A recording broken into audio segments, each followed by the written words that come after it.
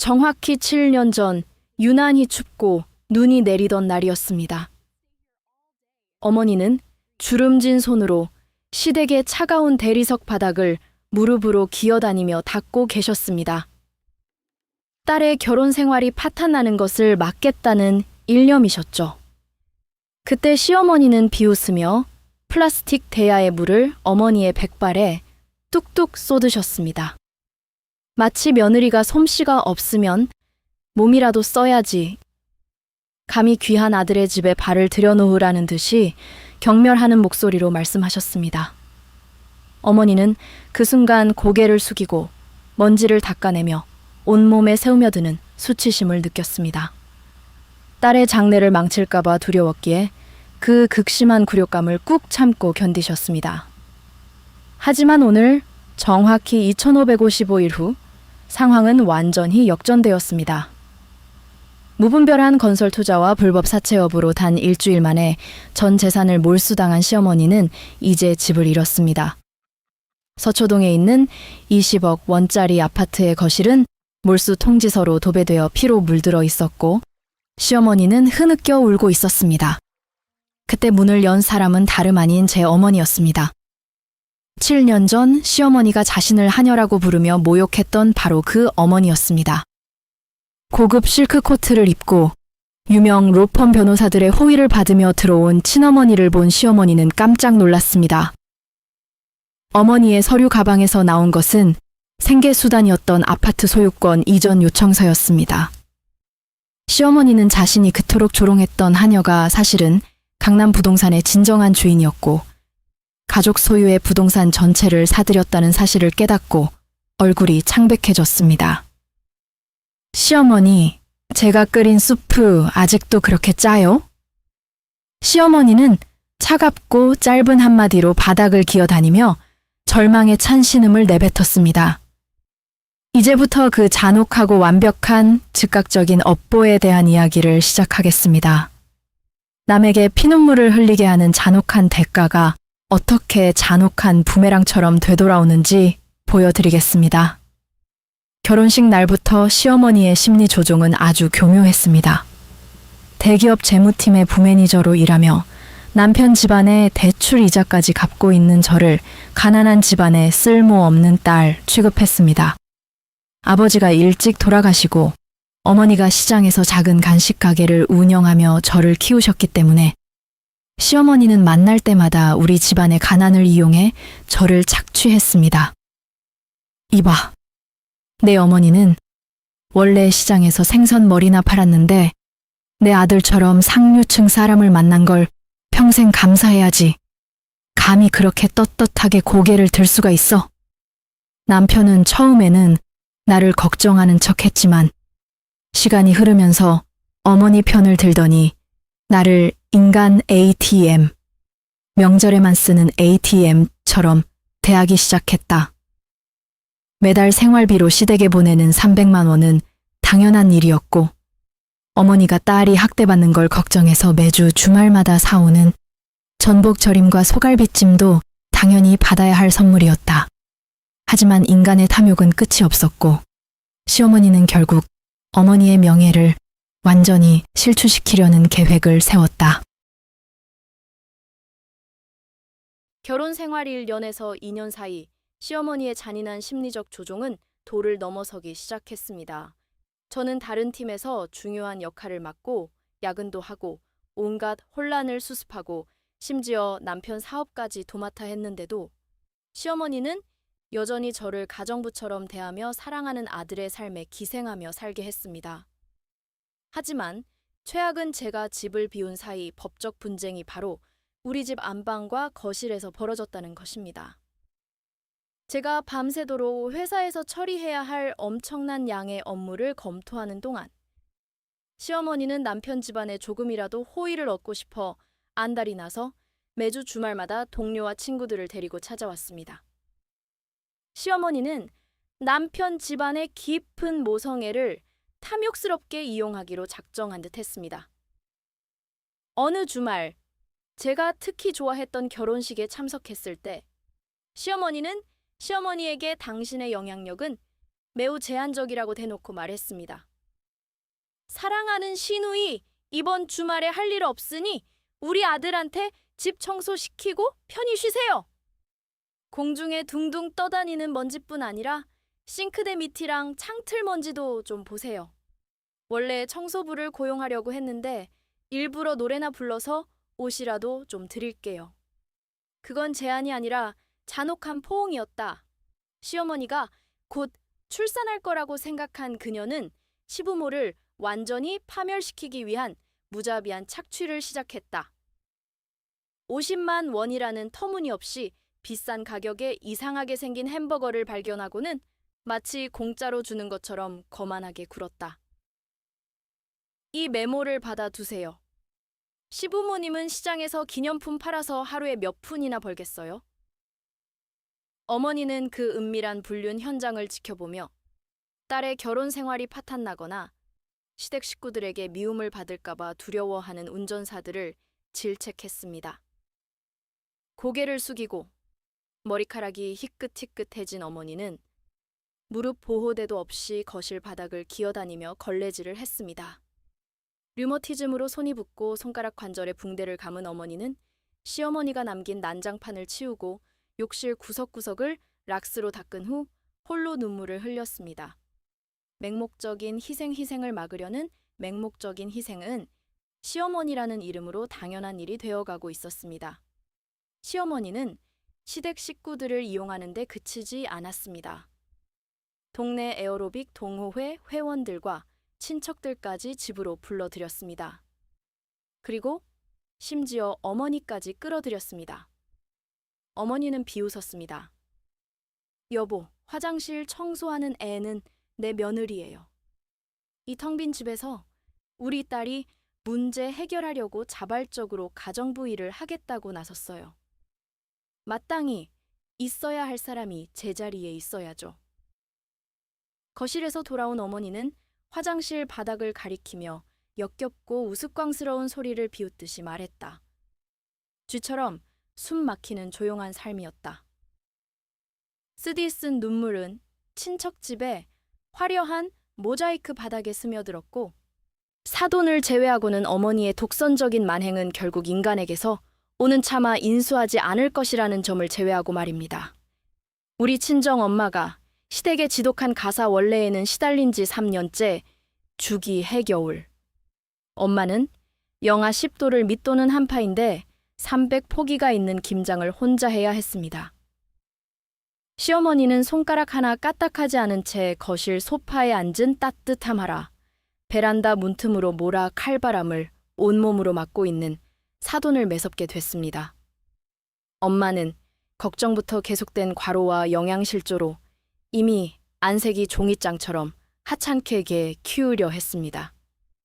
확실한 것은 배추를 소금에 절이고 자산 김장 매트를 혼자 드리는 것만으로도 충분히 이득이 되지 않습니다. 결국 사단이 나고야 말했어요.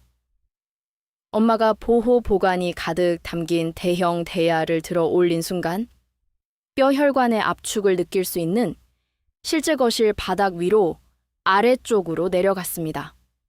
쿵 하는 가구탁한 소리와 함께 보호하는 김치 장식이 코팅된 바닥과 엄마의 오래되는 스웨터 위로 피처럼 사방으로 튀었습니다. 거실에서 이 모습을 목격한 시어머니는 정말 멋있게 반응하기는 커녕 바닥에 위쪽저 거친 숨을 몰아쉬는 사돈을 향해 가차없이 발로 차며 소리를 질렀습니다. 50만 원이 적다고 일부러 내 집 바닥에 같이 들어가며 회원이신가요? 양념 튄 것 같군요. 그 청소가 더 힘드네요. 엄마는 질식 울결, 차킹한 숨을 들이쉬며 손가락 하나 까딱하지 못한 채 눈물만 흘렸습니다. 잘리고 돌아온 남편은 바닥에 위쪽으로 진 모를 보고도 눈살을 찌푸릴 수 있었습니다. 엄마, 장모님, 왜 저러셔? 아, 진짜 짜증나게 왜 우리 집 거실을 이 모양으로 만들어서 드릴까요? 여보한테 연락 빨리 달라고 할게요. 빈 집구석 인간들은 휴티를 냅니다. 남편은 친정에 엉뚱한 말을 하며 거꾸로 서서 엄마를 쪼그리고 앉았습니다.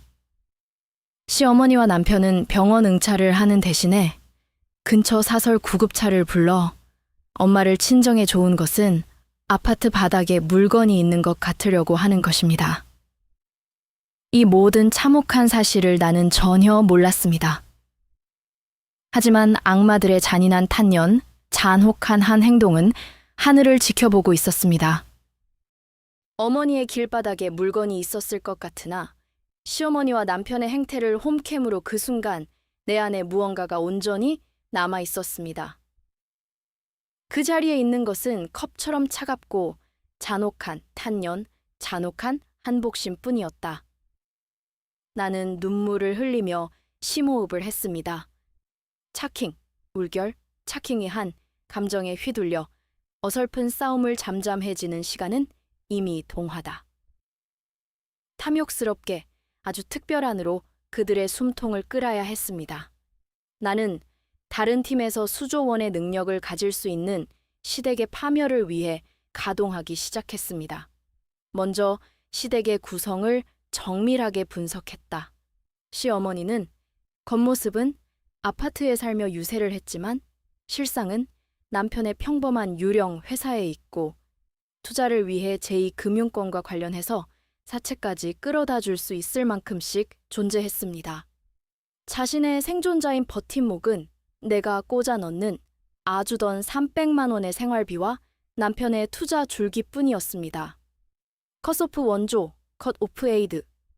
하지만 실제로 반전은 내가 복수를 준비하며 친정엄마의 통장과 과거의 자료를 정리하고 더 나아가는 것입니다. 시장에서 반찬 가게를 영원히 함께할 엄마 줄만 보이던 나의 친정. 엄마가 내민 오래된 가죽 가방 안에는 특이하게 문서들이 가득했어요. 과거 정부의 신도시 개발 계획에 대해 AME 외가로부터 수신던 서초동 일대의 논밭이 통째로 수용될 수 있는 범위 확장과 강남 안테나가의 블록 계약서가 들어있다는 것입니다. 엄마는 내가 가지고 있고 오만한 시댁 사이에서 자립심을 가지고 있고 당당한 전문직 여성으로 성장하기를 바랐기에 그 자산을 일부러 닮았습니다. 내가 눈물을 흘리며 왜 진작하지 않았을까 묻자 엄마는 외침에 내 손을 잡으며 조용하게 웃었다. 친정 엄마가 내민 콘크리트 블록 컨서트와 불리한 구성 요소 금을 구성할 수 있는 날 밤, 나는 믿을 수 있을 만큼 충분히 풀릴 퍼즐의 마지막 조각을 완성했습니다. 영국의 산타클로스 파멸로 지도자는 최고의 무기를 가지고 있었습니다. 더 이상 견디지 않음이나 자부심은 없습니다. 쓰라린 눈물이 아깝다. 해야 했다. 나는 먼저 대형 법무법인의 금융 전문 변호사들과 은밀하게 접촉했습니다. 시어머니가 유령 회사에 자금을 넣기 위해 끌어들이기 위해 사채의 계약 구조를 성공했습니다. 게다가 제표의 관계 검증을 통해 자신들이 카지노를 제외하고 그 금융감독원과 동시에 고발 접수했습니다. 가족과 함께 남편이 지인들을 끌어들여 군중으로 확장하기 위해 신도시 외곽의 기획부동산 투자건에 대해 내가 많은 업계 네트워크를 동원하여 모든 은행권의 대출 연장을 방지합니다. 까띠피엔조, 컷오프, 원조 카토파이다어가 될 것입니다. 영원히 낯선 시어머니는 여전히 강남의 한 피트니스 센터에서 동호회 회원들과 커피를 마시며 나를 시폰 할 궁리만 하고 있었습니다. 하지만 허둥지둥 사흘 만에 그 정도로 오만하게 강남 한복판에서 다른 팀 구성원을 사이펀과 우리 친정 엄마를 영어로 아침은 차단 지원 팀 구성원 부도를 훨씬 더 하면서 그들이 상위처럼 여기던 20억짜리의 소유는 공중분해에 있을 뿐이었습니다. 시어머니와 남편은 거실 한복판에 앉아 붉은색 압류 딱지 덩어리는 가구를 울고 구걸할 권리라도 있어 내게 마지막 수도꼭지를 퍼붓고 있을 뿐 아니라 정작 안뜰에서 그 아파트를 단 한 개의 유찰도 없이 현찰 20억 원으로 잘게 처찰받은 진짜의 대표자를 확인하는 순간 그들의 세상은 그대로 움직일 수 있습니다. 이전 소유권을 청구하기 위해 서초동 아파트의 문을 법에 따라 듣는 사람은 대형 무법인의 정장 소송 변호사가 아니었습니다. 어머니는 문 앞에서 선 사돈의 모습을 보고 있는 것 같더라도 본 모습을 엄지 벌린 채 아무 말도 하지 않았습니다. 남편과 하찮게 질린 얼굴로 장모와 내 얼굴을 번갈아 잔인한 짓으로 덮친 사돈이 잔인한 사실은 자신들의 줄을 뭉치고 있는 강남의 진짜 대지주이자 덩어리주였다는 사실을 알게 되었을 때 그 충격은 즉각 보복이었다.